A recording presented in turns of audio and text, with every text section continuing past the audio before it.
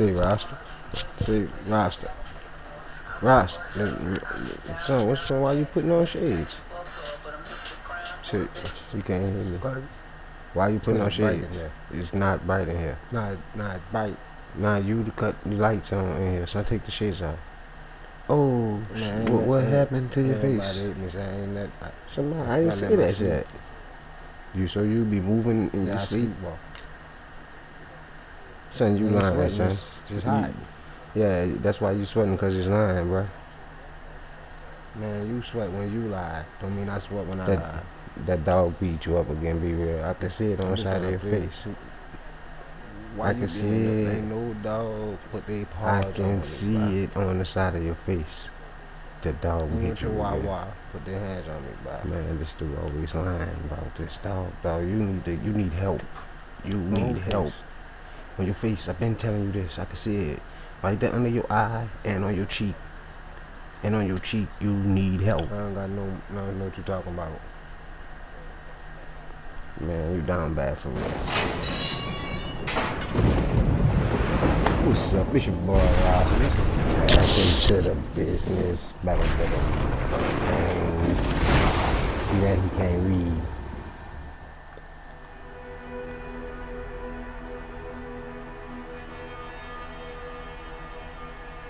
I'm 22 years old, fresh out of college, and I recently got a job at my old high school as a sort of computer intern in the school basement.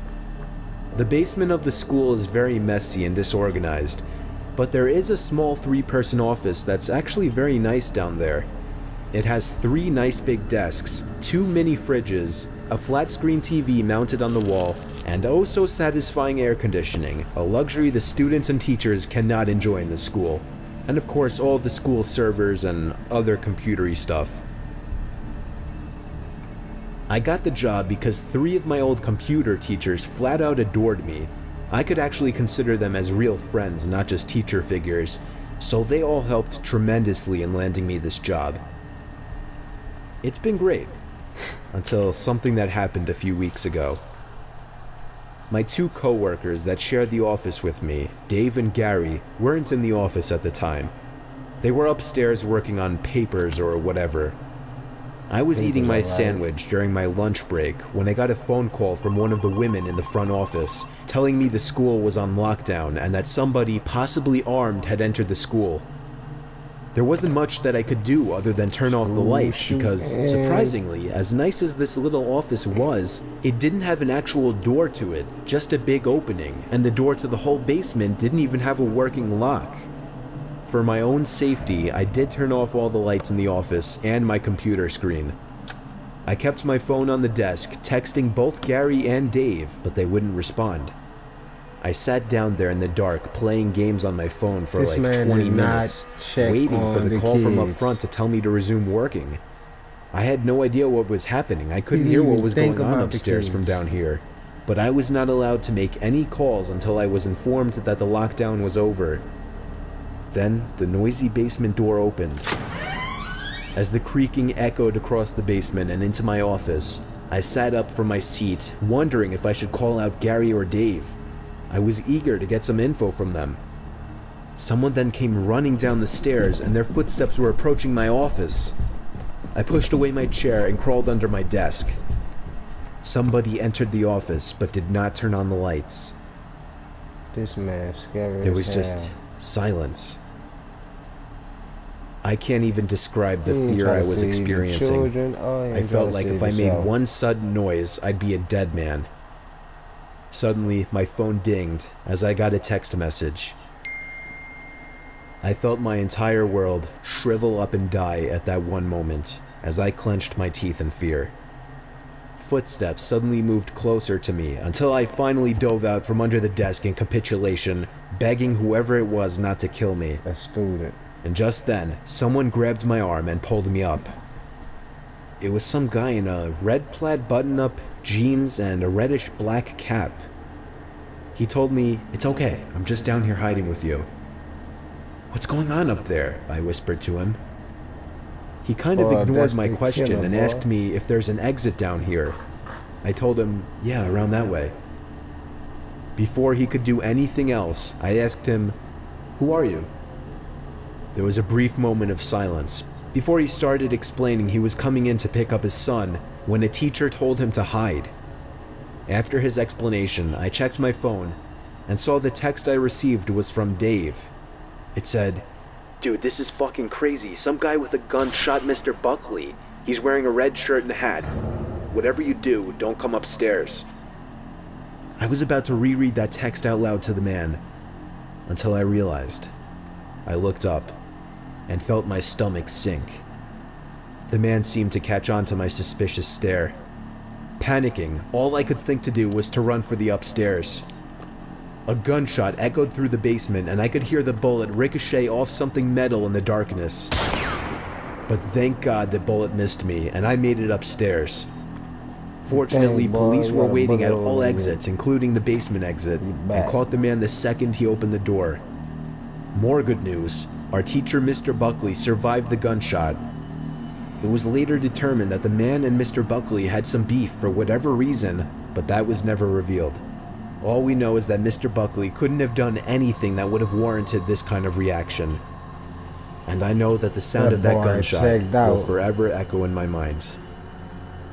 That boy put the jets on. Ooh. Bah. He did. That's how I would have. Yeah, this happened about 5 years ago when I was 21. Me and my friend Seth got into this app which showed you ghosts. We go out ghost hunting, but nothing much would happen. You go ghost hunting, you won't get what you're looking for. Sometimes a dot would appear on one of our phones and it would say random words. We would ask, "How did you die?" Stuff like that. And sometimes the answers lined up, but it was mostly random. One night, around 2 a.m., Seth suggested going to the cemetery to see if the app picked anything up. I was hesitant, but I nervously agreed. We started making our way through the neighborhood towards the cemetery. It was weird as the streets are normally lined with cars, but they were empty on this night. We walked down the middle of the road with the app running, but it wasn't picking anything up. We finally made it to the cemetery, which was a small, family-owned one where they only buried their own. Seth went up to the gate and started shouting, hoping to get a response in the app, but nothing happened. I was standing in the road, feeling unsettled when Seth starts yelling, "Is that all you've got?" I told him to stop disrespecting the dead and we should leave. He tried being funny, saying, "Oh, I'll make them show up," and jumped the gate and started stomping on the graves while screaming, he dancing on somebody's grave. All of a sudden, our phone said something at the same time. I looked down at my phone and it was there.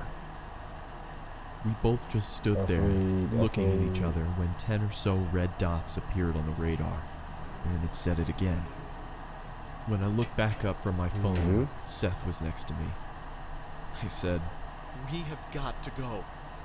As soon as I said that, we could hear the street lights turning off one by one from the top of the street. Oh yeah. We took off running as fast as we could. We got about halfway into the neighborhood before running out of breath and having to stop. I felt like I was gonna throw up from being scared and winded. Oh no, you about to die, I heard my phone say something. It was muffled, but I knew what it said.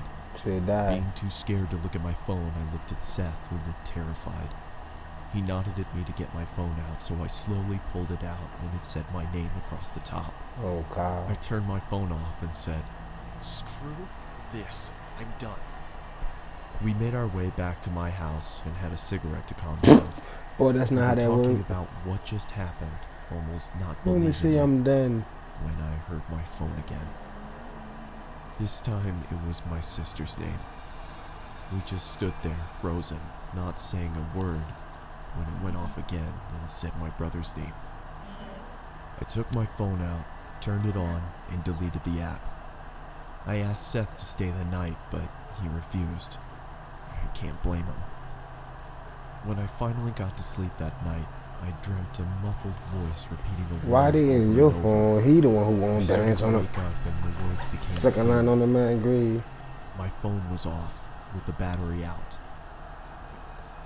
But when I turned it over, it was lit up with the app running. It had a red dot about 6 feet from me, still repeating. Afraid. You afraid now? Oh.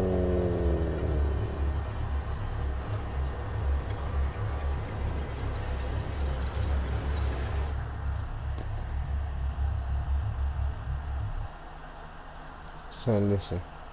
I told him woke up don't the next morning dance and went on to your the bathroom. grave.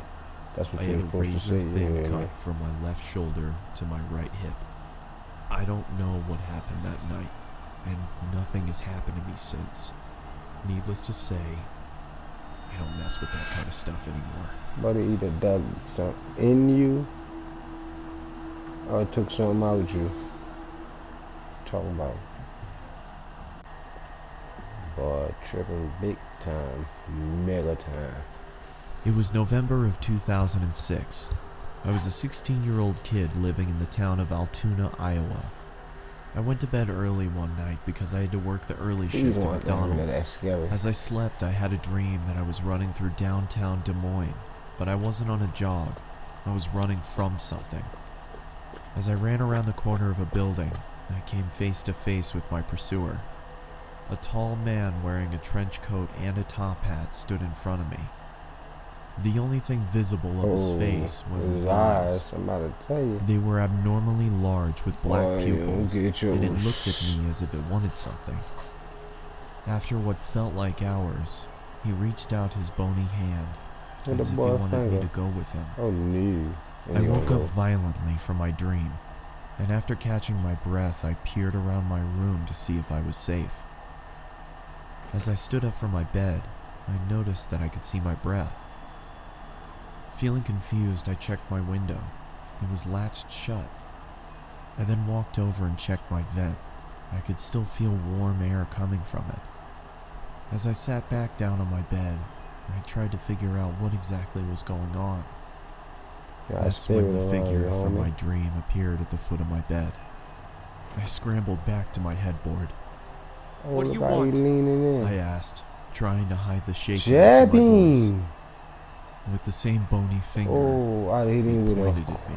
Fire uppercut. Growing Look up at in a his chin. religious home, I believed And what I was looking at was a demon. I told the creature to leave. It just waved its finger at me, and with a low voice, spoke to me. With two quick ones. Boom, boom. Never leave. Always here. The creature then screamed loudly and disappeared. A feeling of nausea came over me, and I vomited on my floor. The last thing I remember was cleaning myself up and waking up to my alarm. It's been about a month since I had seen the top hat wearing man in my bedroom. The Christmas season was in full effect. My parents were home because they got invited to some kind of event. So it was only me and my 3 sisters at home. I had to wake up early in the morning for work, so I decided to go to sleep. And disappear on that boat. I rested my head on my pillow and closed my eyes. Not even 30 seconds passed until my sisters burst into my room and started singing obnoxious songs. This of course made me very angry, but I thought if I ignored them that they would leave me alone. This was not the case. Nope. As I pulled the blankets over my head, I started to feel the same cold feeling that I had in November. As the obnoxious singing subsided, I lowered the blanket below my eyes and saw the man standing in the corner of my room. In one swift motion, he charged towards me, and I blacked out. When I finally came to, I found that my sisters had locked themselves inside the bathroom. As I knocked on the door, they told me to go away. I asked them what happened, and all they could say was Mom and Dad were on their way home.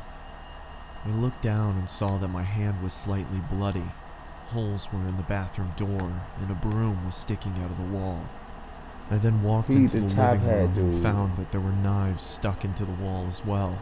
That's why you keep the same wave of nausea passed over me, just like in November, and I threw up again. Possessed black stuff. As I was cleaning up, my parents walked through the door. My father immediately walked over to me and gave me a good beating. Then he sent me to my room. I went to bed crying, not from the beating. I was crying because of the confusion. I had no idea what was going on. The next morning, my sisters reluctantly sat next to me and told me what had happened. They said I got angry and chased them down and tried to hurt them. They said my eyes were red to the point where they thought I was bleeding from them. They said I sounded like a different person. In 2011, that was the last time I saw the top hat wearing man. I just moved into a new apartment, and after a long, stressful day of unpacking, I took a shower and got ready for bed. Hey, you seen As the I started to top hat, drift man. off, I could feel that cold feeling again. I lifted my head and saw the man standing in front of me. Eyes red. The man's eyes were red now. With a low voice, just like on that November night, it looked at me and said, Never leave. Yeah, man. Always here. I knew that was coming.